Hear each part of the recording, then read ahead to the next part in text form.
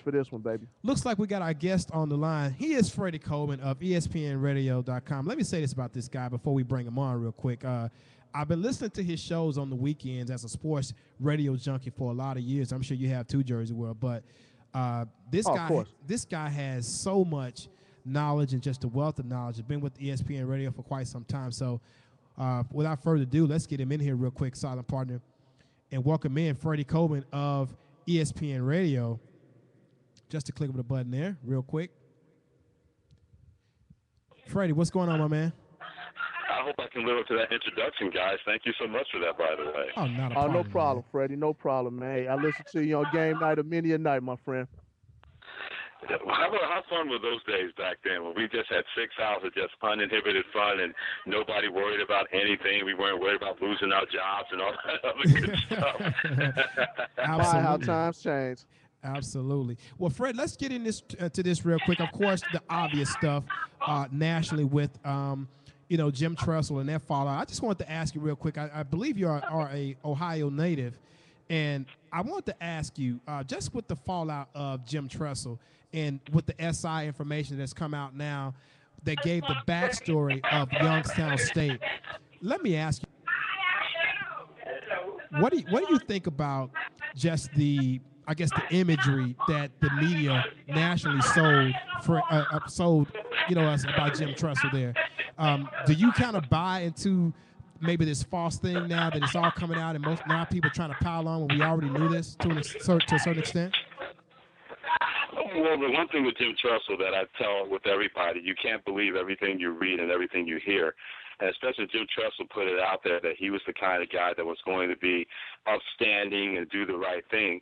And as it turns out, he's a fallible human being. And we saw that when he was at Youngstown State. We heard about it. Now we've been able to see it when he was the coach of the Ohio State University. And I think in the case with Jim Tressel, guys, he's loyal to a fault. But to me, he's loyal to two things: players that can help him win and his winning percentage. And he got away with it for a long time at Ohio State. And when he finally got caught, he could not get away from it, and he was forced to resign. He didn't resign of his own volition. He was forced to resign from a place that he really loved coaching and really loved being a part of at the Ohio State University. So that's my take on it. And I think the worst part about it is plenty of players did the wrong thing, and they had a guy, Jim Tressel, that wanted to cover up for those players. And as it turns out, everybody is wrong because you know you're breaking the rules. You know the rules are out there, and you have a coach in Jim Tressel who knew these rules were being broken and decided not to do anything about it or do the right thing about it to try to set things straight. Absolutely. Go ahead, Jers. Well, Freddie, now with everything coming out the way it is, the chips starting to fall, the dominoes starting to, kind of take effect there. Everything's kind of falling on Terrell Pryor right now. Let me ask you this, man. Do you think Terrell Pryor is going to play another down of college football for this team? And how does he project to the next level as a quarterback, in your opinion? Well, I still think he's going to find a way to get on the football field this year because they put that 5-game suspension on him. And, of course, gentlemen, we have to wait until the final investigation is said and done regarding the NCAA. But until that happens, he'll probably be back on the football field. I think the one thing about Terrell Pryor, I don't think anybody can question his ability in terms of making plays and making plays when a play breaks down for Ohio State. But we've seen in the National Football League, coaches know what to do with a guy like that, but you have to make sure that when a play does not break down, that you can do the right things and do the fundamental things. So I don't think anybody questions the athletic ability, and you should not question the intelligence of Terrell Pryor. But playing in the NFL and succeeding in the NFL, where you think you can be a better athlete than anybody in the NFL, I think Terrell Pryor is going to learn pretty quickly that those guys at the next level, they don't chase quarterbacks like him. They catch guys like him. And he's really going to have to go above and beyond, not just on the field, but in the film room and learning from everybody or anybody as much as possible before I can really say he's going to be a successful quarterback at the next level. One last question about the Ohio State fallout here before we kind of transition to the NBA Finals and just all of that good stuff. I wanted to know, just based on your opinion, with you mentioned that the young men and, all the people that's involved around the program kind of knew what they were getting into.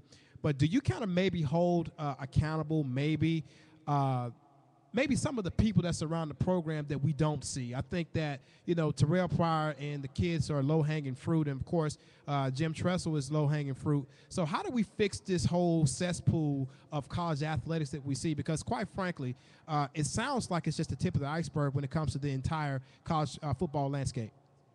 That's a really good question, because how many times have we heard about somebody outside the program, whether they were an alumni member or a booster or somebody's family, that the coach or coaches can't see and really can't police? And you can be in that locker room if you know somebody's doing something wrong as a player or as a teammate, but you wonder, where do you draw the line? Do you go to tell somebody and you say to them, this person is doing something wrong, I don't want to bring down the program? Or do you say, that's on them, and if you get caught, you're going to get kicked off this program?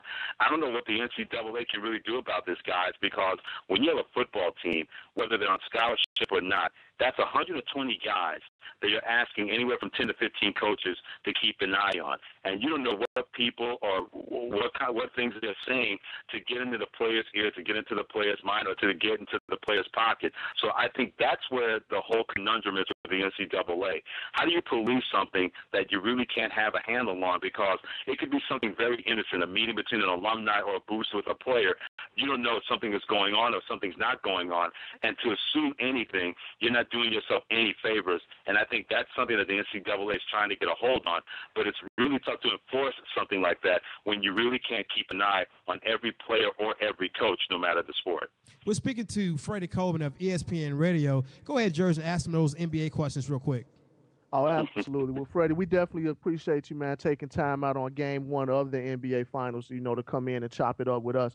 But let's just get your take on these finals. Definitely a contrast of two different styles. We got the high-powered Dallas Mavericks on one end. We got the slug 'em and knock 'em down Miami Heat, best defensive team in the league. What do you like about this series, and who do you have coming out with the championship trophy?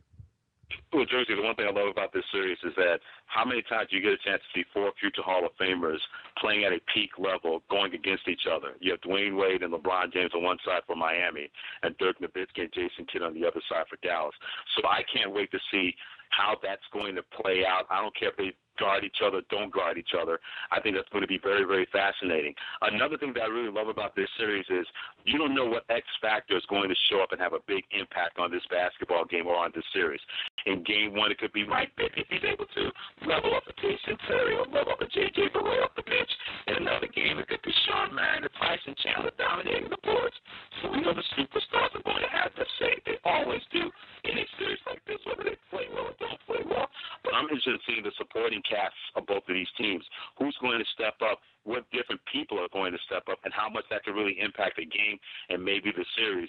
Miami's played like a house of fire, but something about Dallas, guys, they've really struck me as a team that can find a way to win basketball games. I know they don't have home court advantage, but I got the Mavericks winning this series in 6. But it would not surprise me if this series goes to the full limit of 7 games. Absolutely. And that's the same thing that I predicted as well, Freddie. We're speaking to Freddie Coleman of ESPN Radio. This is Drew again. I want to ask you real quick, too, because much has been made about Dirk Nowitzki and his legacy, and, of course, LeBron and his legacy because of the way the decision and the way he kind of left Cleveland. In your opinion, does Dirk Nowitzki have to get it done this playoff series to basically cement his legacy and really shed the softness in a guy that couldn't get it done? Well, if you're Dirk Nowitzki, I think the one thing that I'm really glad about what he's been able to do in the playoffs is that people, the average fan or even a hardcore basketball fan that does not see him, has gotten a chance to see how great this guy is.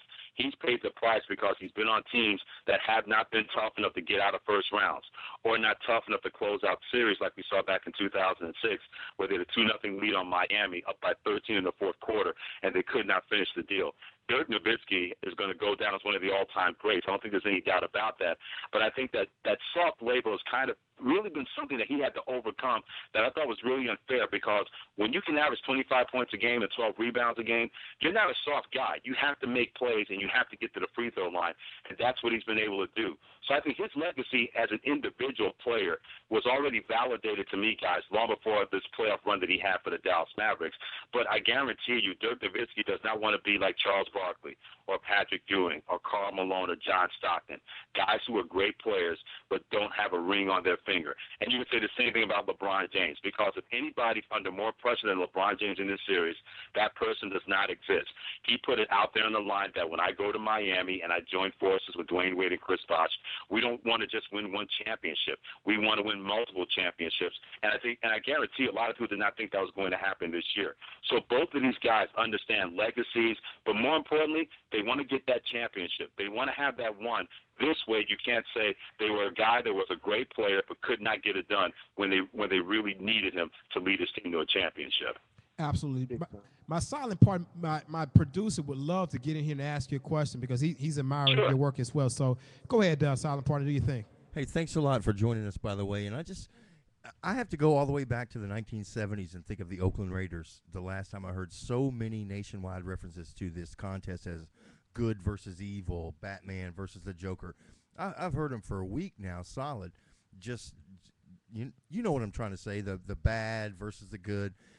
Have you recalled in recent memory any two teams that were portrayed as such to be the good versus evil? It seems to me that they can't have the discussion without this one is hated and this one is loved. When's the last time you remember those analogies being used again in a championship game?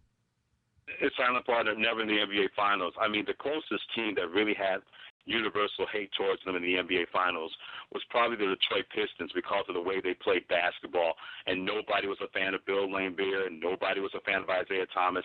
Nobody liked what the Pistons were trying to do to win the championship, but they were successful at it. But in terms of good versus evil, the perception that I think is out there, I've never seen this before.